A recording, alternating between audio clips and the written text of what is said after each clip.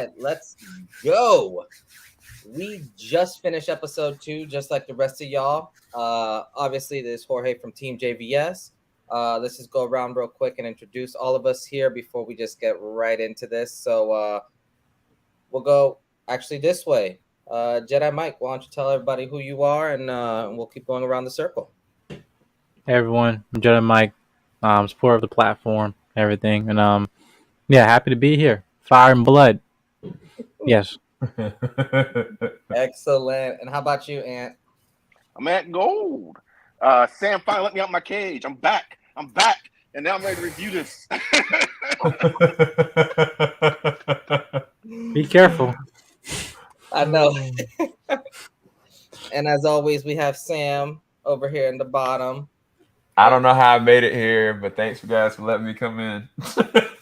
No, I did not think I was going to make it to do this. So shout out to Jorge, shout out to Mike, shout out to Ant for holding it down on TeamJVS to get us moving and shaking. No pun intended. So, yeah.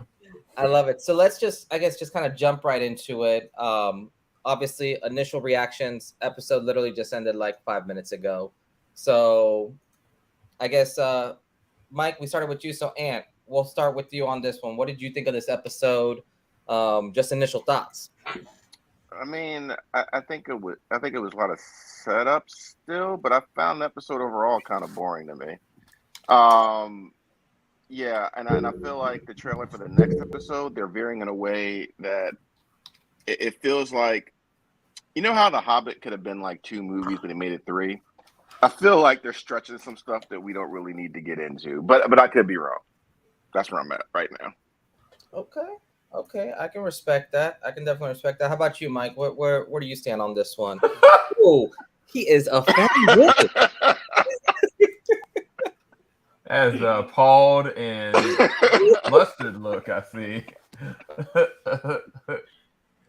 Listen, I'm Chris Hansen with Dateline NBC. We're doing a story. How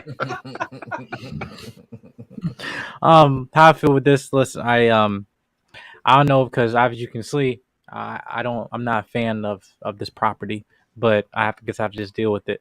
But no, I'm liking the things, the things in terms of the world building, in terms of politics that they're kind of building and established up in the future, like centuries later on, and he's seeing it from his roots. I get it. But overall, I think, was there a lot of stuff that happened? No.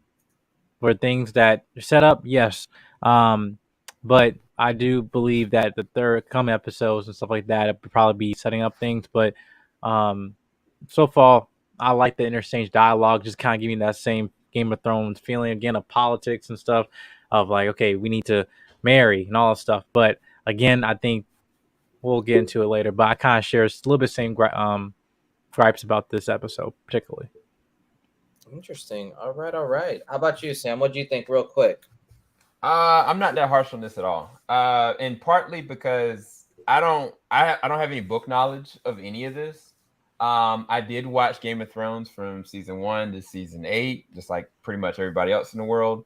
I'm so sorry. I went into this completely cold. So it was kind of like 172 years before, and I'm like, we haven't even got to Aegon yet, so I don't even know what to expect. And so the first episode definitely was like, all right, cool. I'm willing to go along this thread. What this felt like was a lot of setup, a lot of staging for sure. And the weird thing about it, even though it feels like it's set up, but it's also parts of this where it feels like it's being rushed along. But I don't necessarily think that's a bad thing, because we're trying to get to the high points of where things are going to go, because we already know that there's going to be several time jumps just because the actors are going to be completely different. So with this episode, I was happy to see more dragons. I was happy to see kind of things being paced along a little bit quicker. But I'm curious to see where it's going to go. And there's a character that I feel like has been disrespected 2 episodes now. And now I'm kind of like, this character is very important. I don't know why, but now it makes so much more sense. I think the last 5 minutes of this made me be like, oh, Oh, I thought that his wife was important. No, he's actually very important as well. So, yeah, I'm actually more excited getting to understand more of the characters and what their motivations are. So yeah, that's it. Sorry. They chose to make the most beta character from the story black. I ain't supporting that. No. Look, people. Look, this is the doc. This is the doctor show. Anytime a doctor comes on screen, I'm like, all right, what are you going to do next? I'm here for it. The first episode had a lot of like subtle things. If you know the ending of the story is like, oh man, I think they gave that a backstory. They don't even need a backstory, but I'm with it. This episode, I don't care about the Crabber King they're trying to set up. Like I don't care. That at any fight that you're gonna have to make it very believable that you have a mess of dragons, but these pirates are a threat to you. So there's a lot of work they can do there. The Crabber King. Oh. So, I mean, there was like maybe 10 minutes of this that was really compelling to me. And I do like the politics. I'm a big politics and thing, but like this episode, like it just, I don't know. It just didn't hold. I fell asleep. And I had to rewind it to catch up before that. I was like, I was lucky y'all were watching something else. I was like, yeah, let me get this real quick. So, I mean, that was my take. I think there's some really important characters, and yeah, that ending, it feels like a needless picture. Nah, all right, that's all. I'm sorry, I just rambled. Okay, man, I think I was the only one who actually truly enjoyed this episode. Then no, I enjoyed it. I don't have an issue. No. I said I have concerns. Was it as good as episode 1? Was it as good as episode 1? So here's the thing: episode 1 for any show has to kind of be the smack you in the face, like to grab you in. I think this episode of setup. Well, but the amount of setup that you're going to be getting from this episode, I think this is going to be one of those episodes where 3 episodes later, like on from now, you're going to look back and be like, oh, that's what happened, and this is why this is happening. I think the only gripe that I can possibly have, especially looking at like the teaser for the next week's episode, I think the timeline is what's going to be my biggest nemesis on this show. Yes. Because I think within this episode, it was already almost 6 months past since his wife died. But I mean, I think these timelines are going to be unique. Let's go with that. But in terms of that, I guess, what were some of the scenes for you guys that were, I guess, the most standoutish? Or I know you guys think this was like a slower episode, all that, but I think there were a lot of powerful scenes here that kind of showed, in a sense, like different little power plays.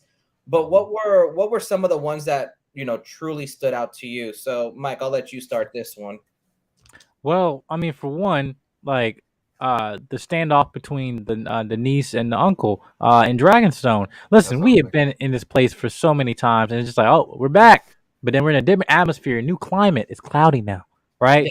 But then it's just as a standoff where you think something's gonna happen, like is something gonna happen, but no. But then all of a sudden she pops up and it's like, give me back my brother's egg, like, and even then the act of it is like, air for a day, and I'm gonna take your eggs too. Not like, hey, you don't need it.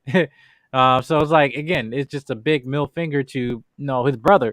But Matt Smith as Damon, I think obviously, I think that the problem of I think there was like more or less scenes of him in this episode than there was in the first, where I'm like, he's very charismatic in terms of the character that he's trying to play, because like you love him and you hate him, but at the same time you understand him. It's almost like a Loki situation, but even then he still had respect for his brother. Like at the end, if you notice, like, hey, I can talk about my brother, but you will not. Like that's a powerful line. Like that's there. So that's why I'm like, the small things that Game of Thrones were like, listen, it's about business, but hey, I can still talk crap about my family, whatever.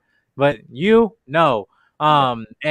and also the scene with the mother, with the daughter, Rhaenyra, and her father, just saying, hey, listen, I mourn death of your mother and your brother, and she's like, I'm glad I'm not alone in this grief. But I thought after the next scene, it's like, oh, by the way, I need to marry a wife. Yeah, okay, it's your best friend.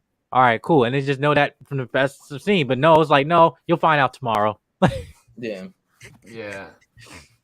Yeah, I Yeah, definitely so felt like that scene, Mike, with Damon and Rhaenyra. It's just interesting. Like since the first episode, I've noticed that he has a very strong, not just connection to her, like respect for her. It's really weird. Like it's kind of like even more so than his brother. Um, any scene that they're kind of in, it kind of seems like there's a stronger connection there. Yep. But specifically when she heard, like she was sitting there cool, giving everybody their cups.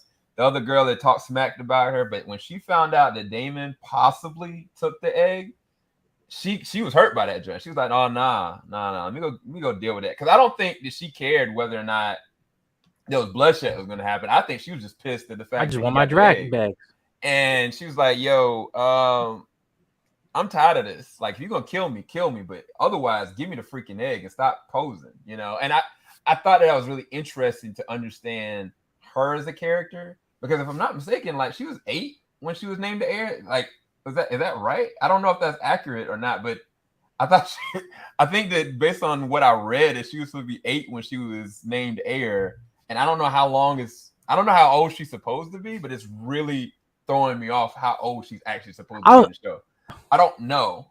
But anyway, just that scene I thought was really key because it goes back and harpens to the first episode. But for me, the other scene that I thought was interesting was, and I hated it. I really felt like I was like, man, this feels so slimy. It was when him and his wife were trying to pose to say, you should marry our daughter, who's 10 years old. Now, he had been saying, look, there's things in the first episode, he was warned the king 3 different times. There's different things going on. You need to step up here. And the king's just dismissing him every single time. Yeah. And then in this episode, I was kind of like, okay, now our defenses are weak. We're looking weak. And he's like, look, here's a solution. And the king kind of like pushed him to the side and then tried to make up with him. And I was like, yo, he's going to turn. Like, he's going to turn to Damon easily at this point. I just don't know where it's going to go. But I felt like his anger isn't just the throne. It's more so like he's being dismissed every single time. And I like to understand his character more through those small little interactions. It's just going really fast. I think that's the weird thing. Like Jorge said, the timeline is so strange how fast things are actually happening and how much time is going past. But I like those character moments of building these 2 different characters. All right. How about you, Aaron? So I watch anime. I can't wait for the time skip. I don't know what y'all do, but at least tell it. At least tell me. So I mean, I like your take on the different scenes, and those are 2 of the scenes I would have picked that were most interesting to me. The Dragonstone scene, though, she didn't just go there for her father or for the brother that's gone. She went there to save him too, because she knew her uncle. And so, in my opinion, she went there to because it was like she's the only person who could have done that because he was throwing a tantrum to get his brother's attention, right? Who he actually loves. Like, he loves his brother. That we've seen it over these last 2 episodes. So she knew what her uncle was going to do. She also knows that Otto has his own things going on, right? She doesn't know to what extent. But if Otto could get away with putting hands on him, he would have. If that dragon wasn't there for some reason, Otto would have put hands on him. Yeah, I know it. Like, so she's the only person that could. No one's going to touch her, right?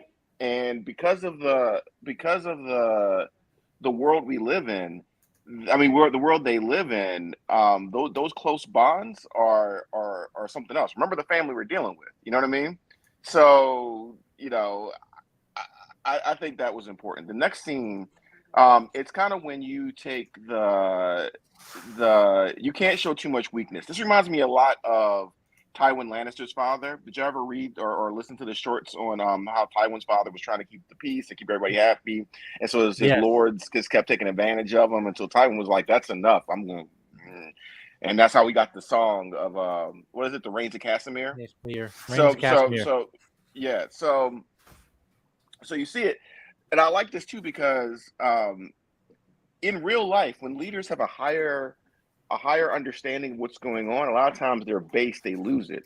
So while he knows at some point White Walkers are coming, and I need to try to keep his peace in the realm as fast as possible, because I don't know when we're going to need everybody, but I know we're going to need everybody.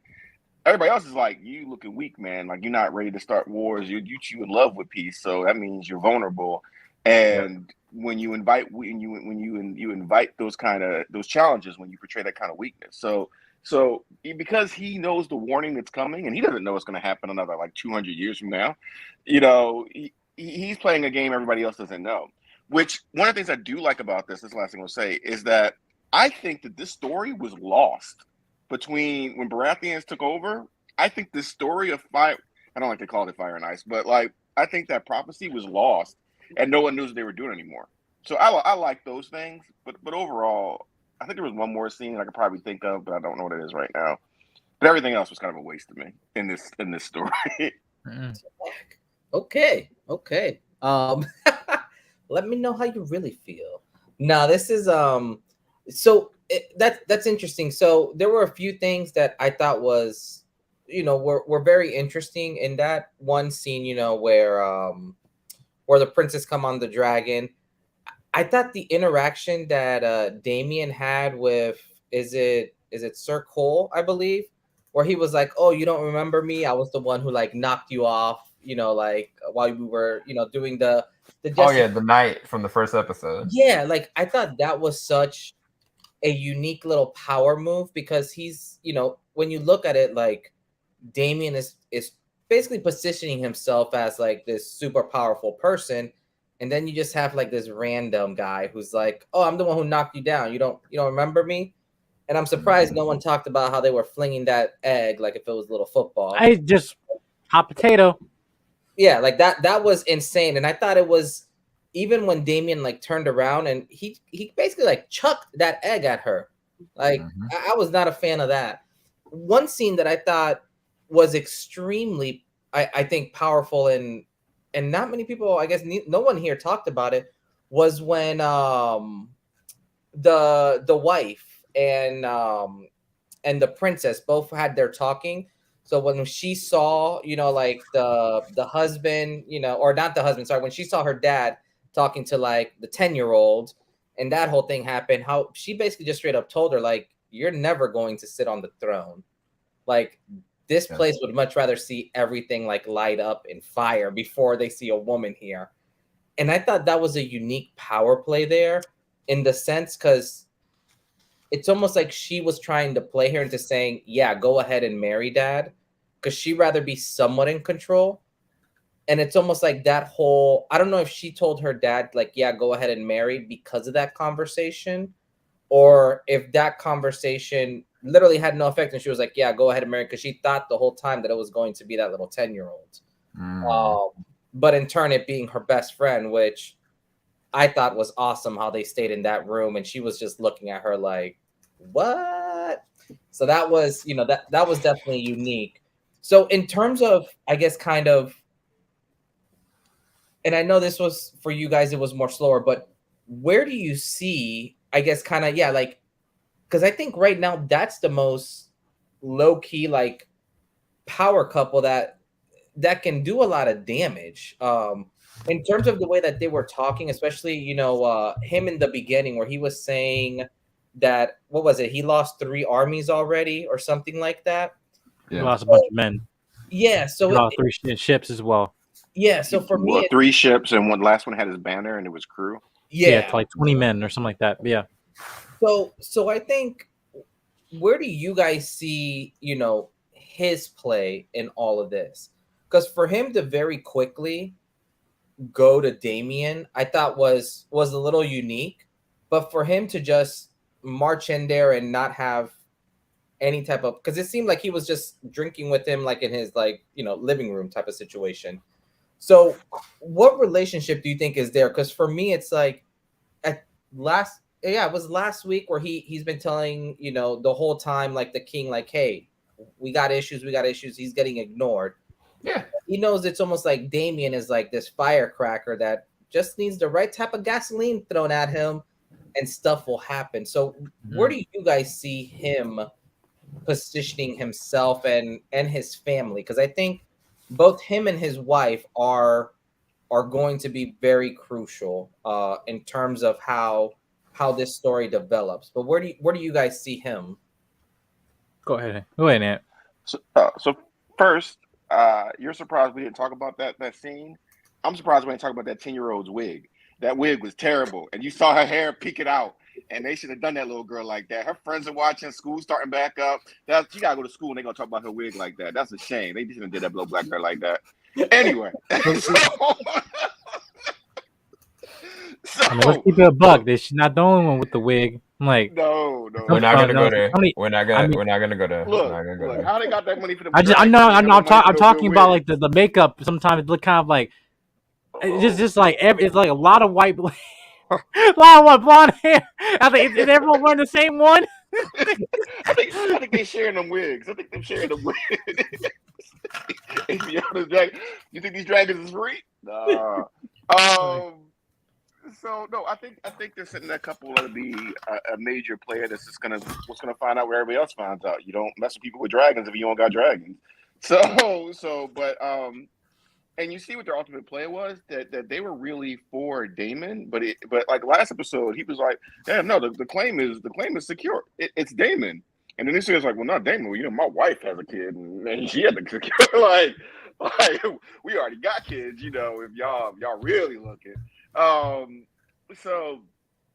it seems like based on the trailer, that they're in some kind of like stalemate war with the Crab or the Free City states.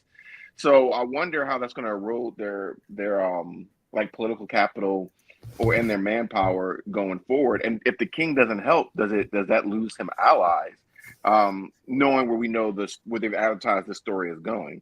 So I think they're gonna be I think we're looking at pieces and we're gonna see what pieces land on what side of the board, and they're giving us the story of who chooses what sides and who can be trusted and why alliances go the way they do.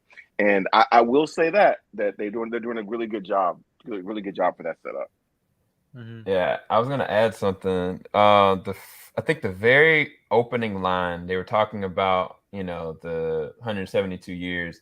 There's like the only thing that would come against the Targaryens is the Targaryens. They would be destroyed from within. Man, and we're literally watching it slowly. There you go. Yep. Like from the moment that I think the first episode, the king was so in his head and enamored about trying to get an heir, and that was the end all be all. Like he was already stressed. He's already literally physically weak, emotionally weak.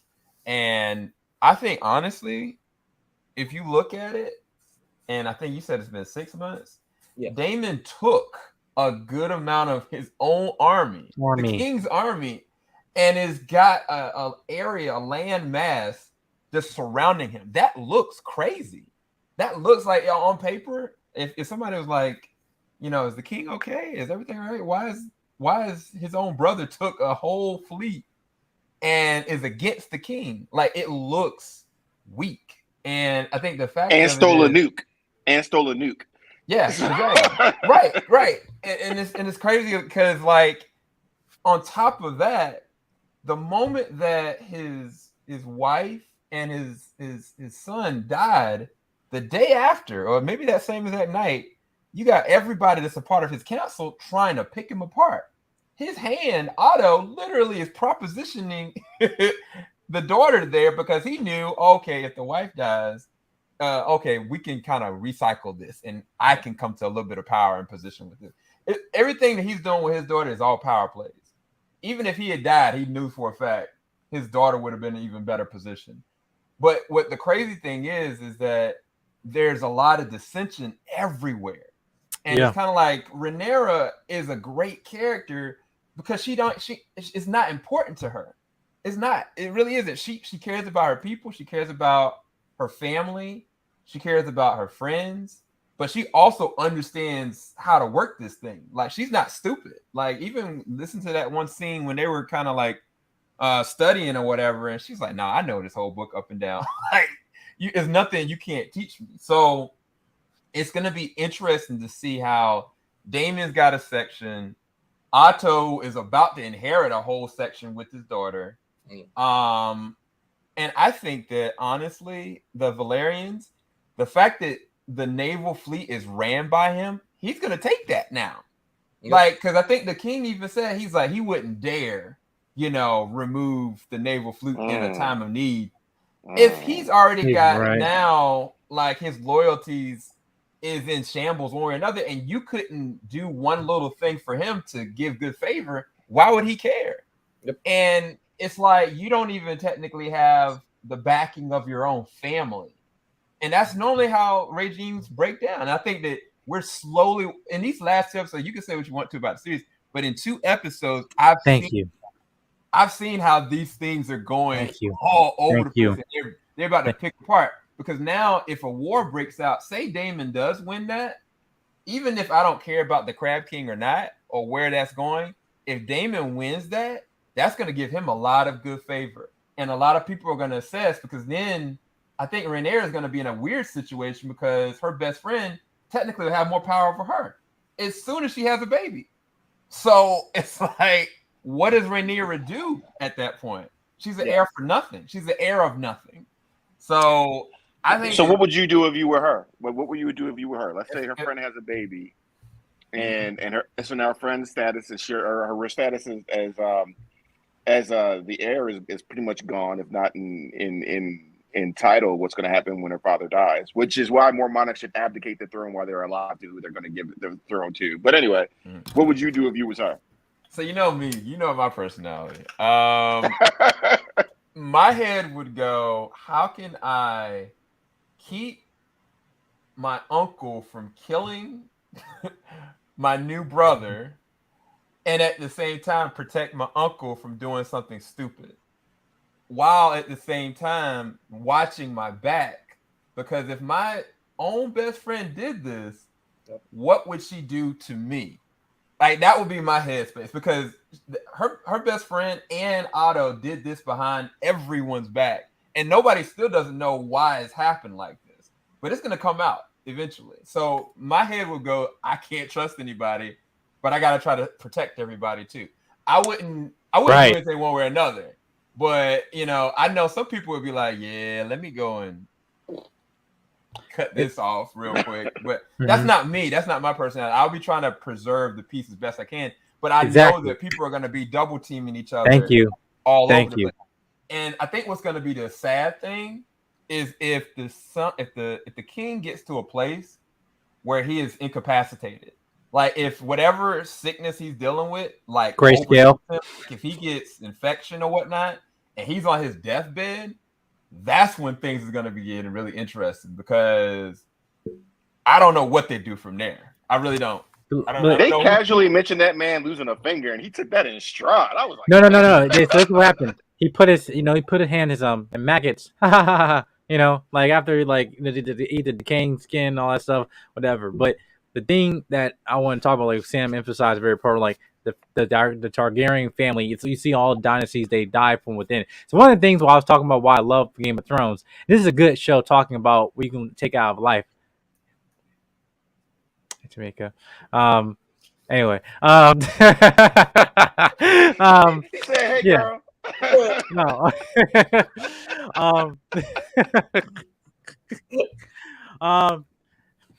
Listen.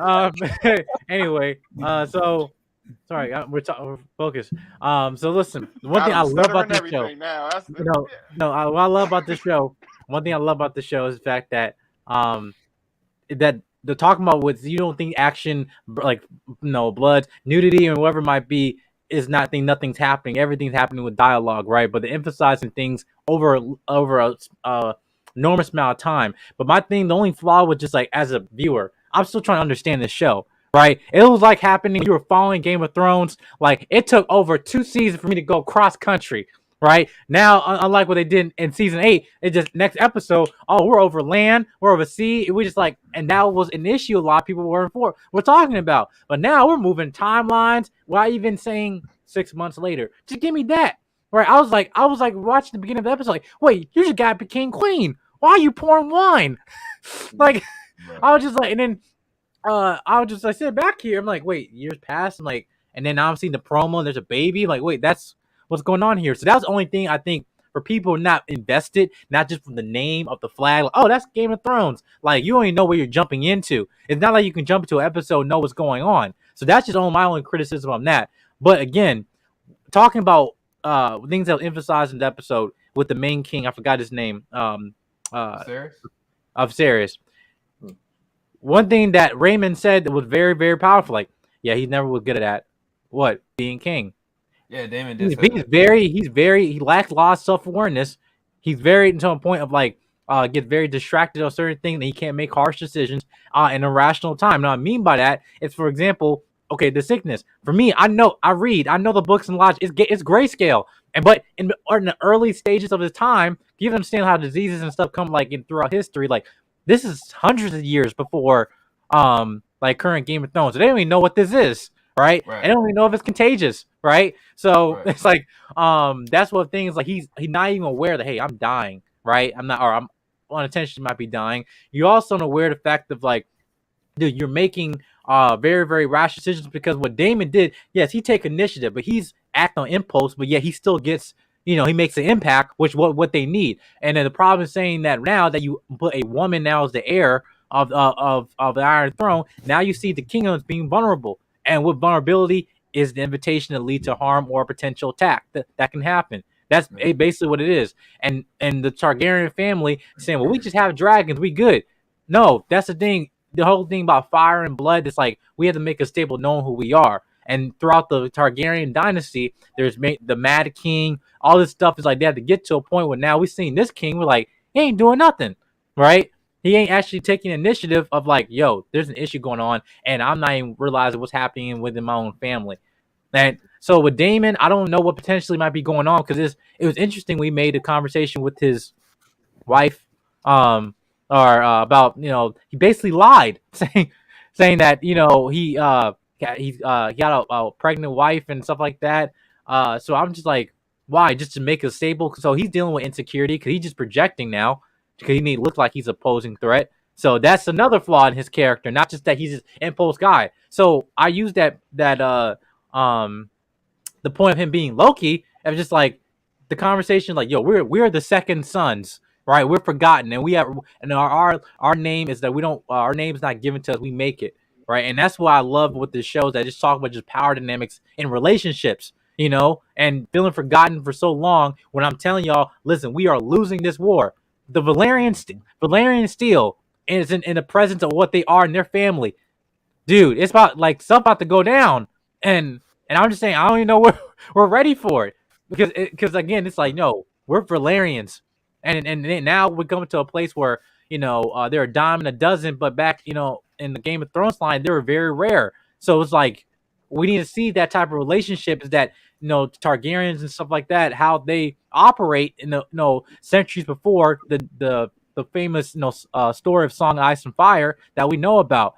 But again, one thing as a viewer, for anyone jumping into the show, that I would like encourage them, just for the directors and writers of the show, is that at least just make sure that you can play it with timelines in a very, very creative way. But I'm just saying, just for you preventing any future problems, like, at least explain what's going on. Say, okay, 1 year later, all stuff. It's like the little narrative that you gave. This is 100-something years before the birth of Daenerys Targaryen. Cool, right? Just do something like that, because people remember names, right? So all we know is just last names now. We don't know like where we are, what locations and stuff like that. So I just kind of encourage that for them to do that, so we wouldn't be in a potential issue as a viewer watching this. But yeah, because I read the book, so I'm like, I already know, given, but there we go. Okay. All right. So, and actually, not, you guys aren't talking too much about it, but where do you guys see Otto? Like, what do you think his play in all this is, other than gaining power? But do you think that's all he's after, or do you think he's after, once his daughter has, well, we know she's gonna have a baby just because of the trailer for episode 3. What do you think? Like, what's his angle in all this? What do you guys think? I think he generally cares about the king and the kingdom, but I think first is he's a second son. So they played this theme a lot, and he wants his daughter in that position. He's to be the next queen, because that ensures his line. So I think I think he's getting what he wants, but I think like most things, this isn't the best thing for the kingdom. I mean, the best thing for the kingdom probably would have been to. This sounds weird, but to marry the 10-year-old, right, and get her a better wig. So, Stop. Better quit. so that helped everybody out. But he's for it. I mean, and everybody here is I'm kingdom first, but I'm also about my because this is a you're not just playing against and this is the Game of Thrones, right? You're not just playing against the enemies that want to storm your lands and take your stuff. You're playing against the other players to see how much you can get for your family while maintaining the kingdom. And we see that in everything. We see that in our own government. We see that in Rome. We see, so you have these people who are like, well, if I take just enough, I'm not breaking anything, but I'm securing my line. And so resources, positions, names, getting named to the table, hand to the king, all these things are all about grabbing as much power so that, like Tywin laid this all out. It's not just about now, it's about ensuring our line for the next 100 years, or next 1,000 years. And the people who don't do that are the ones whose lines get wiped out. And then we saw that was the ultimate defeat when all your players and your family were knocked off the board, right? So yeah, I think they're setting up well. But yeah, I think that's Otto's place to get a name. He's kind of like the new Littlefinger if you think about it. And I don't think Daemon is the villain. And I think Matt Smith is doing a really good job of he's acting out, but he's not acting against them. Yeah, I agree. Yeah, good point. Yeah. No, that's a good one. Okay. Interesting. All right. And I guess right now, with obviously we're 2 episodes in, I find it so interesting that these crab people are becoming a nuisance, and then what is it? Lord of Aaron, he's basically the commander of the seas where crabs are normally. So for me, that's where I'm like, his character, I think, is going to be the pivotal part in terms of splitting up this kingdom, basically going between the brothers at the end of the day. I do think already, you can kind of almost with the cast, like split down the line, like where people lie in terms of if they're more for Damien or more for the king type of stuff. And I think for me, that's going to be the interesting approach. I did find it interesting that after, how Damien lied about his, I guess his second wife being pregnant and all that, how she just called him out on it. And I thought that was an interesting kind of dynamic because I didn't expect, at the end of the day, and I hate saying it this way, it's like you didn't expect like his whore to basically talk to him like down to him. Yes. Yeah.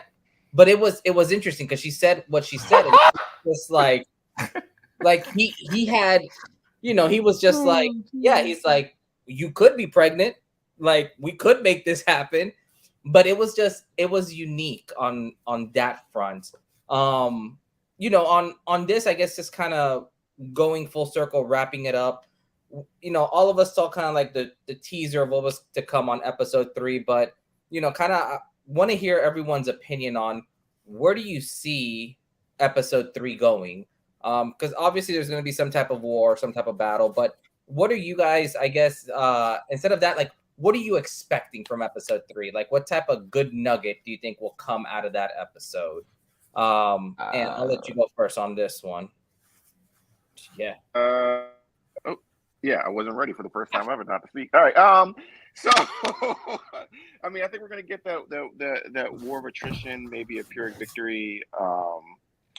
I think Daemon's gonna be cast as like a hero villain type of thing, type of role. And he's gonna. Oh, okay. This is kind of foreknowledge, but I think he might earn his moniker in this one. You know how people get the Sneak Snake or the Red Viper or whatever. Daemon might earn his moniker in this. Jedi might know what I'm talking about. In this upcoming conflict, because I think they're fleshing out the parts of the story that weren't touched on. So I imagine that's where this is going to come from. And I think that we're going to see more pieces move. That when the fracture happens, you're going to see why people pick to either side.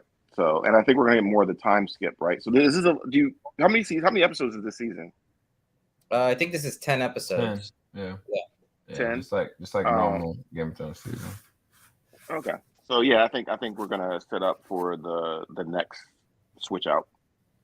Okay. Yeah, and also we have been greenlit for season 2 that have been reported. I think not today, but actually yesterday. But yes, a few days ago, yeah, that have been confirmed for season 2. So whether in terms of the timeline aspect of it, again, they have a very unique opportunity on their hands to do that. I'm just like hoping that they capitalize on that. Like where I see in episode 3, again, like going to the point Aunt May, because like, yeah, you talk about moniker. There's a thing like knowing Game of Thrones, like families have a lineage of what they're attached to. Like Baratheons are attached to hammers, right? Targaryens attached to dragons, but then yet you look at the great, moments throughout wars, like, okay, well, no, the great fight in Blackwater, the great fight in this and stuff like that. I think that's what's going to happen, where this battle can be known as what the staple that put Daemon Targaryen onto being a position where people favor him for the Iron Throne. Because again, it's just like, power isn't just, money. Power isn't just, bloodshed, whatever. Power is power. That's, the point that was made by Cersei went to Littlefinger, right? And I think that's going to be a point that Otto, what he failed to realize, is that much as that he knows that he's wanted to serve the kingdom, and I do believe he comes in good intentions aside from Littlefinger. But in terms of he's still in that type of role, whereas like he is in a position where people are being vulnerable with information that he's holding, which then could be detrimental or for his benefit. So, but as what I've seen this first 2 episodes, he's not taking advantage of that. But for the next episode, I do believe it's going to be a point that Otto is going to be killed sometime or whatever by Daemon, because that's been that recurring feud about that. But overall, what's going to happen, that it might be either some type of tragedy, but not in the sense of like, oh, the child be gone. Is, I think the king is going to be, his time is going to come to end. And now it's like you have an heir that's an infant. You have an heir now that's like, or who was put in that position, but now she's like, okay, well, we have a male heir, so I don't have really power to stand on. And then you got this one person who now have this battle that he won, and has the court won the court of public opinion through west of Westeros. So it's like, hey, we want Daemon to be king. He's the one that took initiative. So I think that's what's probably going to happen, that he can make a staple. Okay. Otto was talking that good trash until that long neck dragon came out. Exactly. He was talking a lot. He had a lot of lip. I don't know what Otto was thinking. I don't know what kind of play. I felt like he was doing that to. He's stupid. I think he was trying to do that to give favor, like make it look from the king's perspective that he has the kingdom's best interests, that he can handle stuff like that. I was thinking about something. It's not been talked about in the first episode or the second episode, but when you think about it, when you really think about what Viserys the king has done to his family, he put his wife in a very uncompromising situation, and it was out of a place of fear. Every single action I feel like that he's made has been out of a place of fear. His wife is dead, his unborn child is dead. Then, if you think about Daemon, yes, Daemon is a hothead and he's crazy at times. But I saw scenes in the first episode. Like I saw when Daemon was at, the whorehouse and he wasn't celebrating. Like he was actually remorseful. Like he was setting inside of himself. Even when he was talking to his brother, like he was coming at a place of honesty, like a real life brother. And I felt like the actions that the king put Daemon in to go and send him here, send him there, send him there, I think he was trying to protect his brother in his own way from people's portrayal of him, or even backlash from his brother. But even when I think about Rhaenyra, like he made her the heir, but this whole entire time, he even said it. He was like, I'm sorry that I didn't give you more your due. Like I was so focused on trying to find a male heir, I didn't give you what you needed. And even after he made her the heir, he's sitting there having her give people cups because he's trying to quote unquote protect her. Like he wants to keep her safe. And she was like, look, I can be a dragon rider. Look, I can go and deal with this. He undercut his own heir because he said that he wanted to protect her. And that's all out of a place of fear and weakness. I think that the Valerian lady gave him a little too much credit. He's no fool, but at the same exact time, I think a lot of his decisions aren't rational decisions. They're coming out of a place of fear and emotion. And he technically separated his family from himself. Like every action he did, he kind of pushed them away. And I think that with Daemon, what's going to be interesting, and I'm saying it like Ant said it, I don't believe Daemon is inherently a bad dude. That first fight in the first episode, he could have easily hit that dude in the back of the head and cheated. He could have done that, but he didn't.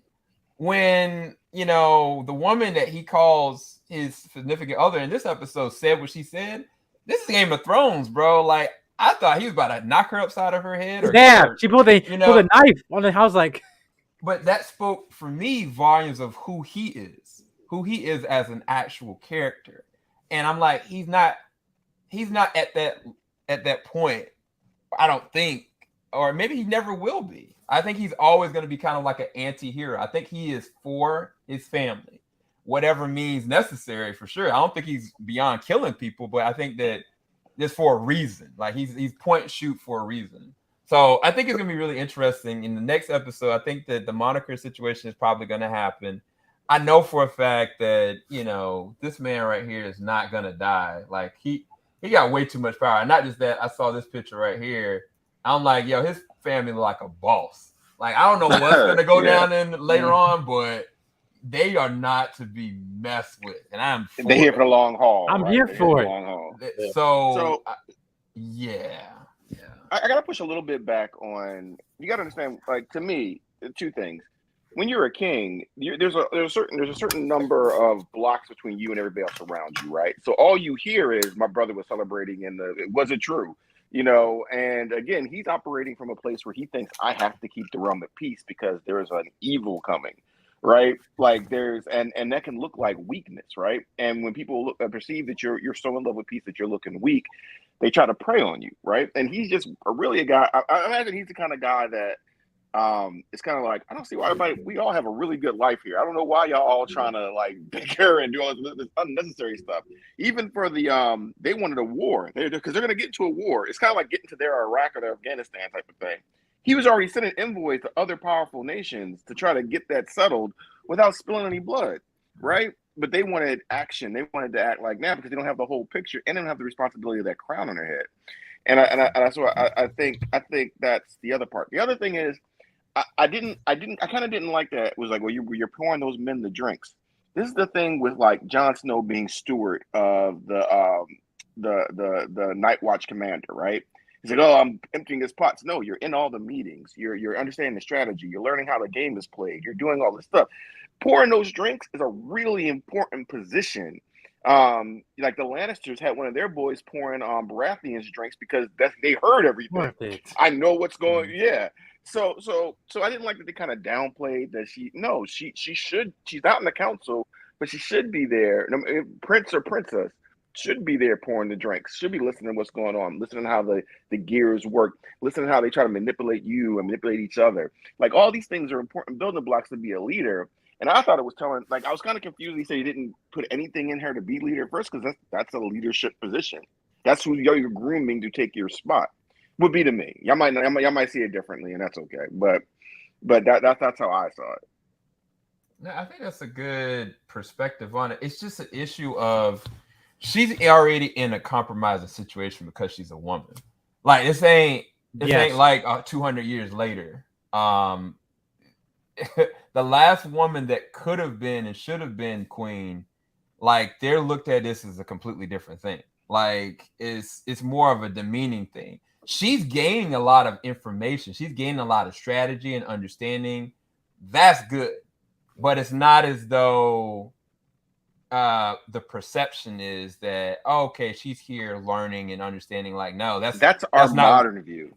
That's our modern view looking back. Like every night was a page. You know what I mean? Like like you had to be an apprentice to be the blacksmith. You know what I mean? And that's, You see what and I get what you're saying. I get that it's to us it's demeaning, right? Like, well, no, I'm talking about. I say it like this: when the king asked, I forgot the guy. He kind of cornered him and asked him a real question, like, "How do you feel about this?" And the way that guy talked about his daughter being the heir told me that that's how they all feel. They all feel like, yeah, I don't know if you should have done that. You know, once like you die, it's over. She's a woman. You know what I'm saying? So like that's what I mean. I'm talking about them. I'm talking about the way that they look at her. Yes, they all, you know, gave her respect and went along with it because the king said it. But their actual perception of her and like what is she actually really gonna be? That's what I'm talking towards. I'm talking about them. I'm not talking about me. I'm talking about like I don't personally believe that they look at her with that kind of respect that, oh yeah, she's gonna be my queen one day. I want to hold that, and at the end of the season, I want to get back to this comment. Okay, all right. No, we can do that. We could definitely do that. Sorry. No, that's good. That's good. Well, all right. So I guess final, you know, I know we had our initial reactions, we've had our discussions now, you know, we're hitting that hour mark. So I guess what do you guys think this episode, you know, ranking it? Obviously, we've only seen 2 episodes. First one was a little bit more intense. This one was more set up. But overall, how would you rank this second episode for, you know, a show like this? Mike, we'll start with you first. You know, just like a 1 to 10. 1 to 10, I'm gonna probably give this probably a 6, only because of like, yeah, would anything happen? Technically no, but the dialogue I feel is a good setup for a 10 episode arc and how they're going to do it. Again, just being the second episode, like my flaws about as a viewer, should communicate how you're going to structure this show. There can be thing reveals like, oh, what timeline is this? But if you're making dramatic jumps, don't expect us as viewers to be like, well, we saw you do in season 8 where you walk across country in an episode, but no, we have to find out because then we've been through this before. Like when viewers like, wait, what the heck is this? You know, so I just say learn from your mistakes, HBO. Or Warner Brothers Discovery, should I say? Yeah, but yeah, that's that. I hope they do that. But again, the most important episode in a new season, new show is your second episode, not your first episode, because anybody can be assigned to watch a pilot. Is the fact that when you go to that second episode and say, all right, I enjoyed myself the week before, and then are you now becoming a recurring viewer? Hence, that's when ratings will go, and then you can base your assumptions off that. But as of right now, I think we're on a good trajectory. As of nothing seemed too alarming to me. But yeah, I'm gonna say 6 out of 10. Okay, nice. How about you, Sam? What do you think? This is I'm gonna continue to watch this. I'm a 7.5 for me, man. I really don't have any issues really with the show. I mean, I think to Mike's point, the time jumps are throwing me off, but it makes me excited because it's getting more towards what I'm looking forward to later. I guess is the best way to put it. I don't know. Like I'm intrigued by each character, and I'm intrigued to see where things go. Outside of the time jump stuff, like there was no action in this. There's nothing really technically going on outside of like foundational setup.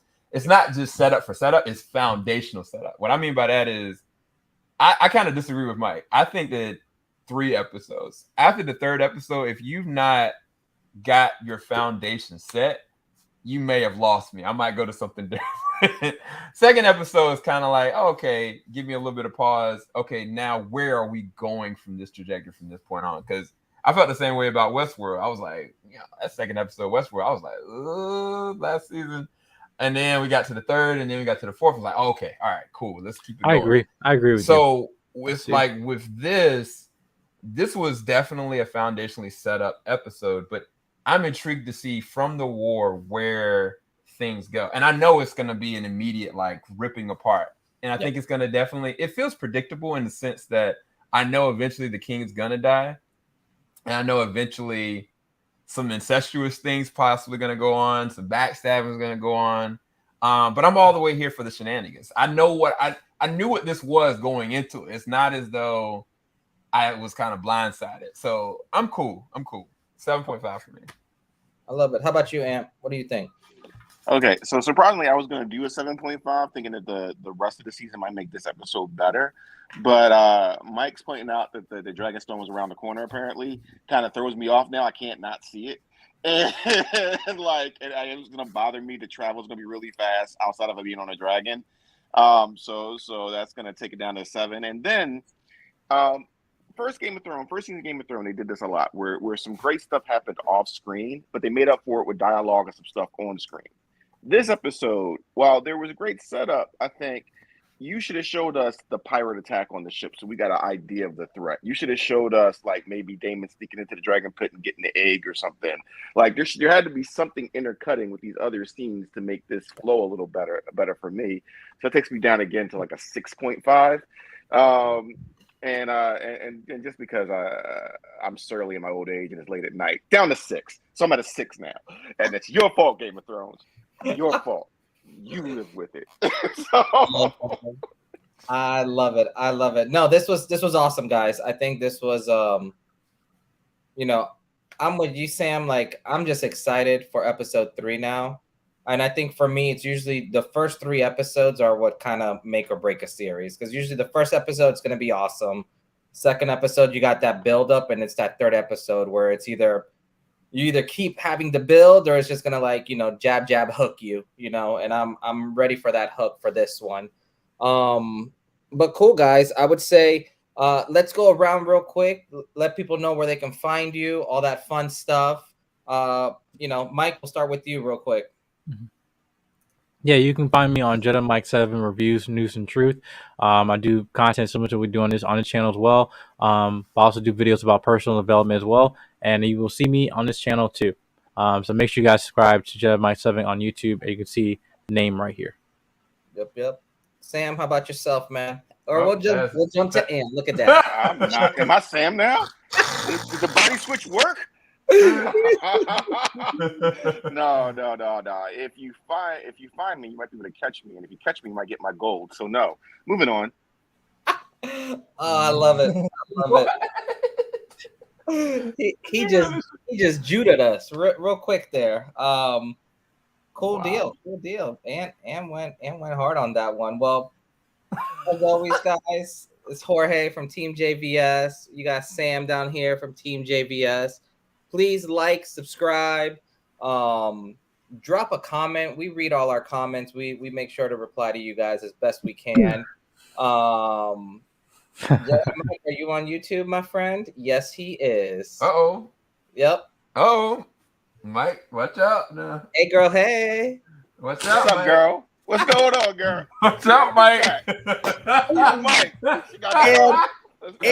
on that lovely note, as always, like I said before, it's Jorge from TeamJVS, and we'll see you guys next week on episode 3 breakdown. We can't wait to have you guys. See you next time. Peace. But the game. Filing out the top of the I can see the skyline, 50 mile radius on my timeline. Ain't nothing on my mind.